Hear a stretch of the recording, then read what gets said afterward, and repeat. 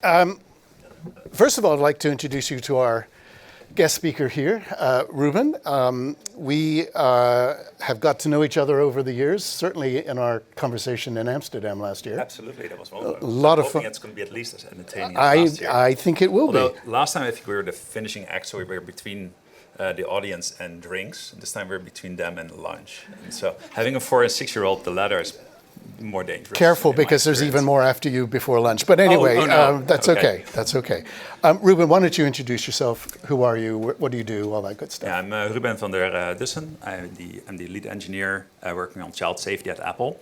But I'm part of a much broader team that really crosses the entire organization. There's a group of people that works every day to innovate and build features that contribute to our commitment to create a safe and trusted platform for kids. And we actually announced some of our features yesterday. Yes, which we're going to talk about. Before we get there, I just want to offer you an opportunity to reflect on what you've heard so far this morning.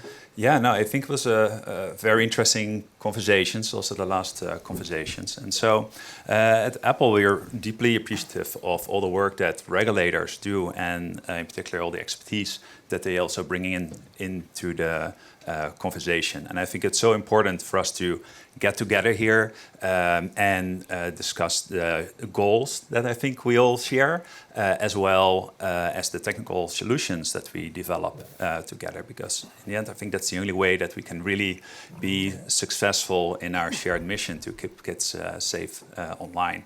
Now, Apple is particularly committed to features or approaches to strengthen safety that at the same time also strongly uphold the user's privacy, as well, which is probably not a surprise, as well as the user's device security. And luckily, based on these conversations that we've heard today, we know that a lot of lawmakers and regulators actually share those goals. Yeah, yeah. And just to add, I do think, and it also came up a few times, that the EU is in a particular pivotal moment right now, where they're trying to decide on how to move forward on a bunch of tough issues within our space. But we do think that it's so important to get a very strong regulatory environment so that these solutions that we come up together, that we can actually ensure that they're applied across the board and everywhere. And so as Apple, we've been supportive of a number of different legislations and initiatives within the EU that aim to improve children's safety. Cool. All right. So something quite remarkable happened yesterday at something called the WWDC. First of all, spell out that acronym. What is it? It's our Worldwide Developer Conference, and internally just called DubDub. DubDub. So you cool kids, you can call it DubDub. And there were some really interesting announcements around trust and safety. Do you want to take us through those? Yeah, absolutely. I'm personally super excited about the features that we announced yesterday. And a lot of these evolved around screen time and the tools that we provide to parents and help them create the appropriate experience for their children on their devices. And to start off, I think one really big, almost like paradigm shift is that going forward, what we are able to let parents do is really define like a small set of functionality that they think is appropriate for their child, a few apps, maybe a few people to communicate with, and then really over time build out the capabilities for their child as they grow and as they further develop. This is partly child-driven, of course. We already had like Ask to Buy, where kids can ask to install a certain app, but we expanded that to Ask to Browse. So if a child thinks they're ready, or their friends are using a particular website, they can actually ask the parents easily to get access to that new website.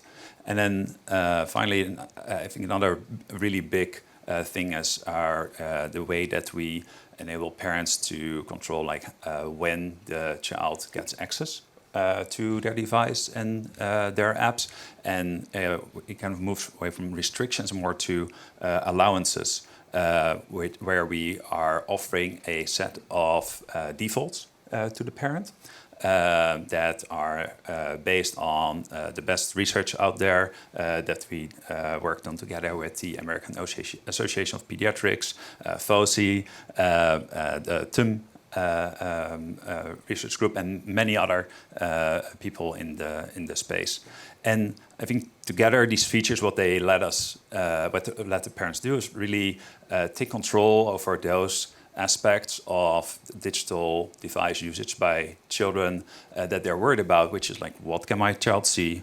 Can they communicate with? And how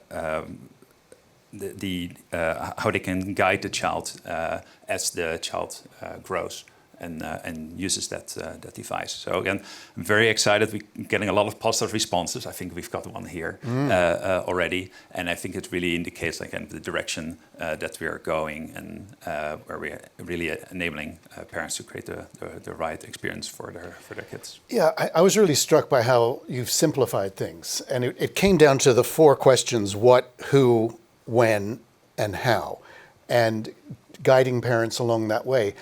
Is it right to say that you've also set some defaults? Are there some default settings that are already there, but they can also be moved? Yes, across the board. In the end, we believe that the parent knows best what the right experience is for the child, but often parents are also trying to figure out like what that is, and so that's why we have these defaults, both on like what the right types of apps are for the child, but also when it comes to the time allowances, how much time a child should be spending on social media or on games or entertainment. Yeah. And so those come baked in. Again, parent has the final say in it, but they are ready to go from the very beginning. And I think I noticed also that you've gone beyond just detecting sex and nudity into gore and violence. Is that right? Yeah, that's right. So this is part of our communication safety feature, which has been around for several years now. And the whole idea of this feature is that we, on device, are able to detect when the feature is turned on, whether an image or a video that is sent by a child or received by a child in one of our communication apps, is whether it contains nudity. And so we use this as a signal that there may be a potentially unsafe situation for the child. And if that situation occurs, our goal is to, one, create awareness with the child that maybe they are about to take an action that could cause some potential harm to them, and then giving them tools to reduce the risk of that harm in terms of like resources, a hotline that they can call, and whatnot. And then for younger kids, we actually now push them in the direction to get help from an adult. And before they can actually view or send an image, the screen time passcode needs to be typed in. And so the feature has been around for a few years, but then what we're doing this year is expanding it to our next signal, which I'm excited about, which is the ability to detect gore and violence.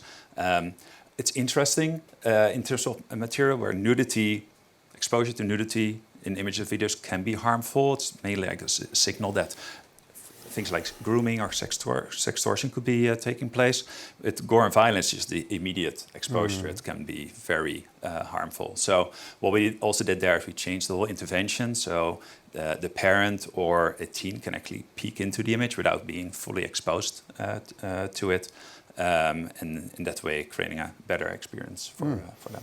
And I think it's a first for Apple, but isn't there now a dedicated website to help parents to navigate all of this stuff? Yeah, no, and what we've been trying to do there is really create the fullest picture of all the tools that we offer to parents, or guidance on online safety as well, and just how to get started, because I think that's what a lot of people are struggling with. Like, we want to get started, but where to do that? And I think the best way to do it right now for Apple's platforms is to go to apple.com/child-safety. I would also recommend having a look at the video from the WWDC. Oh, absolutely. And what surprised me was that online safety came before AI. That's absolutely amazing. That says something. That says something. All right. We mentioned that we were together in Amsterdam last year. Thinking back to that time and now, What do you think has been the most important developments in this space, not just with Apple, but generally speaking? Well, I think the most important thing is that like the conversation about online safety is absolutely everywhere right now. With regulators, lawmakers at the dinner tables, there's people writing books about it, and I think that's such a awesome development because it means more people are thinking about it and more people are sharing what they think is the right approach, which helps us a lot. As we design these features, because we want to ground them in research, the best research available, what our users, parents and children want, and the regulators and lawmakers who are representing those same people. I was going to ask you, though, how do you feel about it? Because you've been on this for almost 20 years with FOSI, and how do you feel about so many more voices being raised right now? It's a lot. It's drinking from a fire hose that's also on fire. I mean, it's just a remarkable, isn't it? It's just an incredible amount of announcements, developments on so many different levels. And while I'm not a big fan of the Australian ban, it has at least raised this issue to a level, I would say, of intensity, but also of urgency and importance that perhaps I've never experienced. Actually, I go back to the mid-'90s. That's how old I am. When, it was a very, online safety? What is that something to do with seatbelts? But now it's very much on everyone's mind. Yeah. And AI is only accelerating it. And I think we're just at the foothills of our understanding of where we're going to go with AI. Yeah, no, I think it's a very interesting time, but I also agree with you. Sometimes it feels like drinking from a fire hose a little bit, but our goal is like to listen and then develop features and experience that we, I think, alleviates those risks. For example, aside of the communication safety features, we've been doing a lot of investment as well in the Report to Apple feature, where we allow users to report content that has been flagged in context of communication safety, and so that so we can then report that content to the appropriate authorities if that's necessary.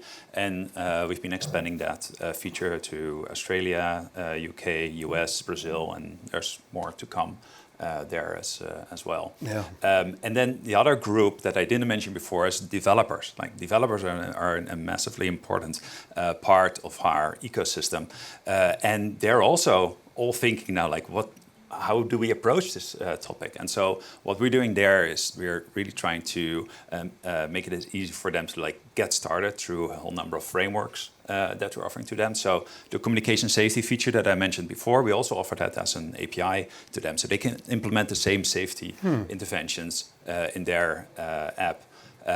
The ask to we have another framework that lets them the minors using their app request their parents to connect with others in their app, and then of course the age range API that we have that lets developers get a privacy preserving signal of the age of the user and then adjust the experience in their app to be more appropriate for that particular user. So there's a lot. That's huge. I mean, when we launched in February of 2007, the iPhone still didn't exist. It was another 3 months before Steve Jobs walked out onto that stage and launched this whole new world. But there certainly were no APIs for developers around safety. Yeah. Well, in the beginning, we didn't want any apps, I think. And that's right. At some point, they did, and it turned out to be pretty good. Well, I'm sure you'll write the book about it, and we'll find out more. Let's conclude. We have used this theme of finding common ground. How have you experienced it, not just in today's event, but generally across government and industry and the nonprofit world and parents for that matter? And where are there still gaps, would you say? Let's see. So I think, first of all, we believe that like everyone in this space has their role. And we're definitely committed to like taking or living up to our role in this whole space. And I think it's what's important, and I referred to this earlier a little bit, like making sure that the features that we design, and the policies that we work on are grounded in like real good research. And I think there's a lot emerging there right now. And so maybe that's not so much as a gap, more like acknowledgement that because so many people are thinking about it right now, the research is getting more conclusive right now, more dependable on right now. I think the other gaps, like just more of this, I would say. So we're already looking forward to the next conference, I think, which is going to be a big party. It's going to be a big party. Okay. You're all invited. It's in November in DC, but we'll give you the dates at the end of the day. I just want to say congratulations again on the announcements yesterday. It's remarkable to see your company prioritizing safety in the way in which you are doing, and anything we can do to help, please let us know. Absolutely. Folks, Thank please, you so much. thanks, Ruben.